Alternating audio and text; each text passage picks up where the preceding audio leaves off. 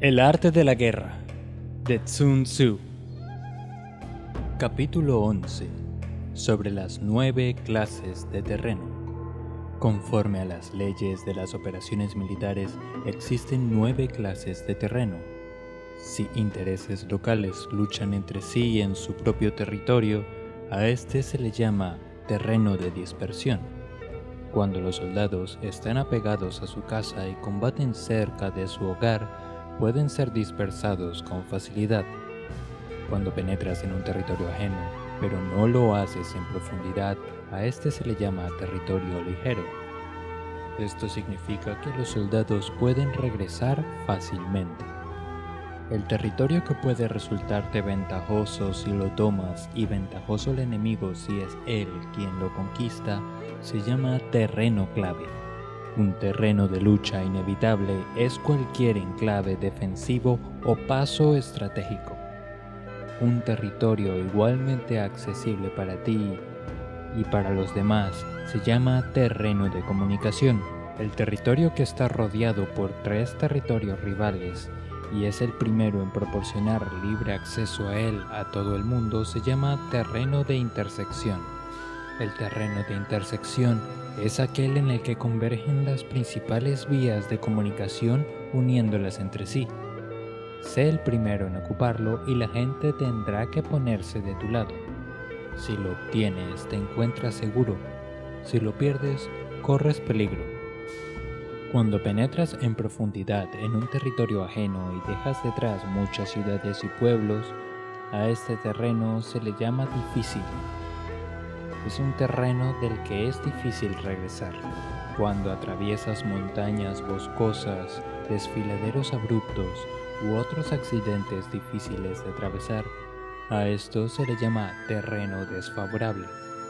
Cuando el acceso es estrecho y la salida es tortuosa de manera que una pequeña unidad enemiga puede atacarte, aunque tus tropas sean más numerosas, a este se le llama terreno cercado. Si eres capaz de una gran adaptación, puedes atravesar este territorio. Si solo puedes sobrevivir en un territorio luchado con rapidez, y es fácil morir si no lo haces, a este se le llama terreno mortal.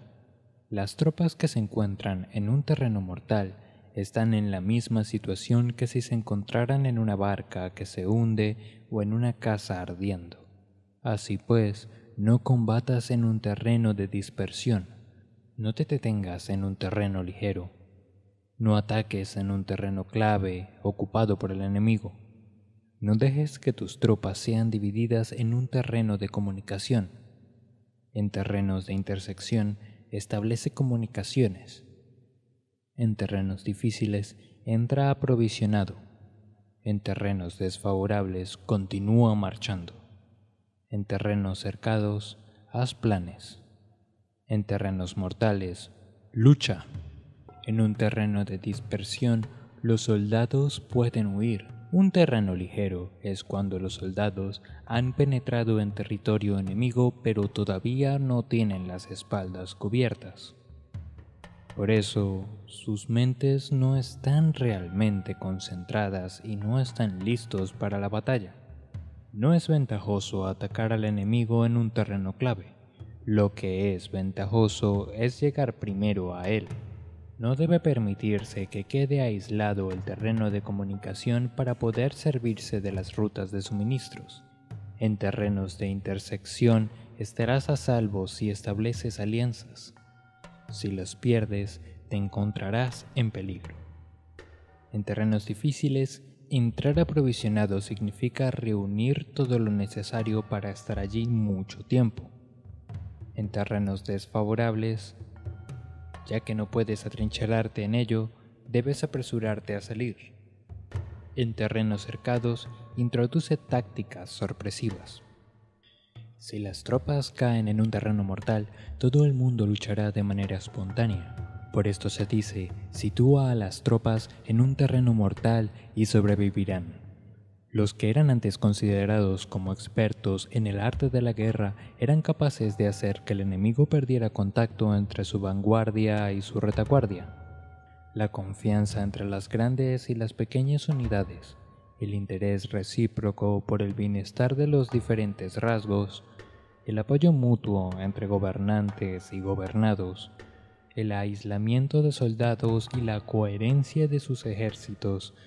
Estos expertos entraban en acción cuando les era ventajoso y se retenían en caso contrario. Introducían cambios para confundir al enemigo, atacándolos aquí y allá, aterrorizándolos y sembrando en ellos la confusión, de tal manera que no les daban tiempo para hacer planes. Se podría preguntar cómo enfrentarse a fuerzas enemigas numerosas y bien organizadas que se dirigen hacia ti. La respuesta es quitarles en primer lugar algo que aprecien y después te escucharán. La rapidez de acción es el factor esencial de la condición de la fuerza militar. Aprovechándose de los errores de los adversarios, desplazándose por caminos que no esperan y atacando cuando no están en la guardia. Desplazándose por caminos que no esperan y atacando cuando no están en guardia. Esto significa que para aprovecharse de la falta de preparación, de visión y de cautela de los adversarios, es necesario actuar con rapidez y que si dudas, esos errores no te servirán de nada. En una invasión, por regla general, cuanto más se adentran los invasores en territorio ajeno, más fuertes se hacen, hasta el punto de que el gobierno nativo ya no puede expulsarlos. Escoge campos fértiles y las tropas tendrán suficiente para comer. Cuida de su salud y evita el cansancio. Consolida su energía, aumenta su fuerza. Que los movimientos de tus tropas y la preparación de tus planes sean insoldables. Consolida la energía más entusiasta de tus tropas. Ahorra las fuerzas sobrantes. Mantén en secreto tus formaciones y tus planes, permaneciendo insoldable para los enemigos, y espera a que se produzca un punto vulnerable para avanzar.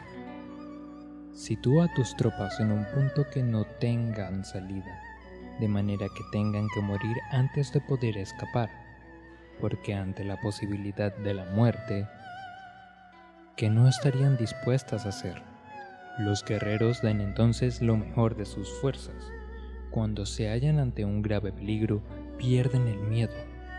Cuando no hay ningún sitio a donde ir, permanecen firmes. Cuando están totalmente implicados en un terreno, se aferran a él. Si no tienen otra opción, lucharán hasta el final. Por esta razón, los soldados están vigilantes, sin tener que ser estimulados. Se aíslan sin tener que ser llamados a filas. Son amistosos sin necesidad de promesas, y se puede confiar en ellos sin necesidad de órdenes. Esto significa que cuando los combatientes se encuentran en peligro de muerte, sea cual sea su rango, todos tienen el mismo objetivo y por lo tanto están alertas sin necesidad de ser estimulados. Tienen buena voluntad de manera espontánea y sin necesidad de recibir órdenes, y puede confiarse de manera natural en ellos sin promesas ni necesidad de jerarquía. Prohíbe los augurios para evitar las dudas y los soldados nunca te abandonarán. Si tus soldados no tienen riquezas, no es porque la desdeñen. Si no tienen más longevidad, no es porque no quieran vivir más tiempo. El día en que se da la orden de marcha, los soldados lloran. Así pues, una operación militar preparada con pericia debe ser como una serpiente veloz, que contraataca con su cola cuando alguien le ataca por la cabeza. Contraataca con la cabeza cuando alguien le ataca por la cola. Y contraataca con cabeza y cola cuando alguien le ataca por el medio. Esta imagen representa el método de una línea de batalla que responde velozmente cuando es atacada. Un manual de 8 formaciones clásicas de batalla dice: haz del frente la retaguardia. Haz de la retaguardia el frente, con 4 cabezas y 8 colas. Haz que la cabeza esté en todas partes, y cuando el enemigo arremeta por el centro, cabeza y cola acudirán al rescate. Pueden preguntarse la cuestión de si es posible hacer que una fuerza militar sea como una serpiente rápida. La respuesta es afirmativa. Incluso las personas que tienen antipatía, encontrándose en el mismo barco, se ayudarán entre sí en caso de peligro de zozobrar. Es la fuerza de la situación la que hace que esto suceda. Por esto, no basta con depositar la confianza en caballos atados y ruedas fijadas. Se atan los caballos para formar una línea de combate estable y se fijan las ruedas para hacer que los carros no se puedan mover. Pero aún así, esto no es suficientemente seguro ni se puede confiar en ello. Es necesario permitir que haya variantes a los cambios que se hacen poniendo a los soldados en situaciones mortales, de manera que combatan de forma espontánea y se ayuden unos a otros codo con codo. Este es el camino de la seguridad y de la obtención de una victoria cierta. La mejor organización es hacer que se exprese el valor y mantenerlo constante. Tener éxito con tropas débiles como con tropas aguerridas se basa en la configuración de las circunstancias. Si obtienes la ventaja del terreno, puedes vencer a los adversarios incluso con tropas ligeras y débiles. ¿Cuánto más te sería posible si tienes tropas poderosas y aguerridas? Lo que hace posible la victoria a ambas clases de tropas es las circunstancias del terreno. Por lo tanto, los expertos en operaciones militares logran la cooperación de la tropa de tal manera que dirigir a un grupo es como dirigir a un solo individuo, que no tiene más que una sola opción. Corresponde al general ser tranquilo, reservado, justo y metódico. Sus planes son tranquilos y absolutamente secretos para que nadie pueda descubrirlos. Su mando es justo y metódico, así que nadie se atreve a tomarlo a la ligera. Puede mantener a sus soldados sin información y en completa ignorancia de sus planes. Cambia sus acciones y revisa sus planes de manera que nadie pueda reconocerlos. Cambia de lugar su emplazamiento y se desplaza por caminos sinuosos, de manera que nadie pueda anticiparse. Puedes ganar cuando nadie puede entender en ningún momento cuáles son tus intenciones. Dice un gran hombre, el principal engaño que se valora en las operaciones militares no se dirige solo a los enemigos, sino que empieza por las propias tropas, para hacer que le sigan a uno sin saber a dónde van. Cuando un general fija una meta a sus tropas, es como el que sube a un lugar elevado y después retira la escalera. Cuando un general se adentra muy en el interior del territorio enemigo, está poniendo a prueba todo su potencial. Ha hecho quemar las naves a sus tropas y destruir sus casas. Así las conduce como un rebaño y todos ignoran hacia dónde se encaminan. Incumbe a los generales reunir a los ejércitos y ponerlos en situaciones peligrosas. También han de examinar las adaptaciones a los diferentes terrenos, las ventajas de concentrarse o dispersarse y las pautas de los sentimientos y situaciones humanas. Cuando se habla de ventajas y de desventajas de la concentración y de la dispersión, quiere decir que las pautas de los comportamientos humanos cambian según los diferentes tipos de terreno. En general, la pauta general de los invasores es unirse cuando están en el corazón del territorio enemigo, pero tienden a dispersarse cuando están en las franjas fronterizas. Cuando dejas tu territorio y atraviesas la frontera en una operación militar, te hallas en un terreno aislado. Cuando es accesible, desde todos los puntos, es un terreno de comunicación. Cuando te adentras en profundidad, estás en un terreno difícil. Cuando penetras poco, estás en un lugar ligero. Cuando a tus espaldas se hallan espesuras infranqueables y delante pasajes estrechos, Estás en un terreno cercado. Cuando no haya ningún sitio a donde ir, se trata de un terreno mortal. Así pues, en un terreno de dispersión, yo unificaría las mentes de los soldados. En un terreno ligero las mantendría en contacto. En un terreno clave les haría apresurarse para tomarlo. En un terreno de intersección prestaría atención a la defensa. En un terreno de comunicación establecería sólidas alianzas. En un terreno difícil aseguraría suministros continuados.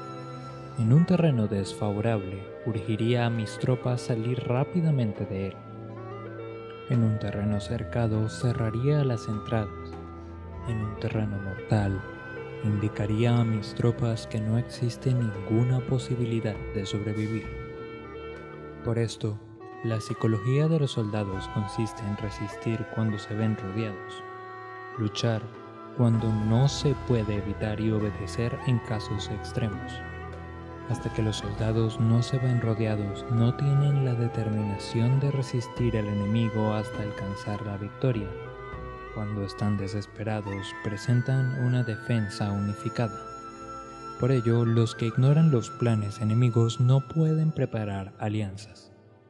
Los que ignoran las circunstancias del terreno no pueden hacer maniobrar a sus fuerzas. Los que no utilizan guías locales no pueden aprovecharse del terreno. Los militares de un gobierno eficaz deben conocer todos estos factores. Cuando el ejército de un gobierno eficaz ataca a un gran territorio, el pueblo no se puede unir. Cuando su poder sobrepasa a los adversarios, es imposible hacer alianzas.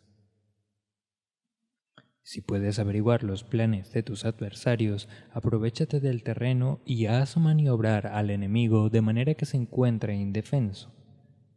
En este caso, ni siquiera un gran territorio puede reunir suficientes tropas para detenerte.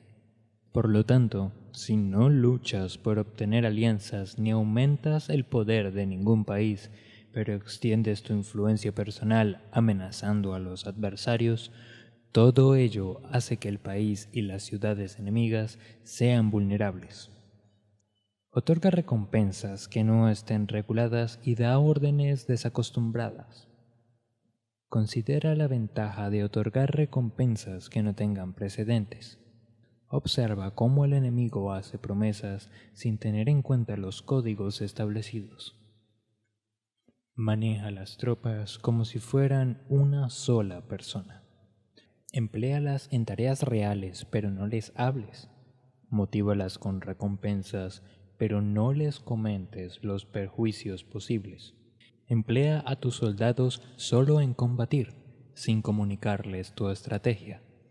Déjales conocer los beneficios que les esperan, pero no les hables de los daños potenciales. Si la verdad se filtra, tu estrategia puede hundirse. Si los soldados empiezan a preocuparse, se volverán vacilantes y temerosos. Colócalos en una situación de posible exterminio y entonces lucharán para vivir.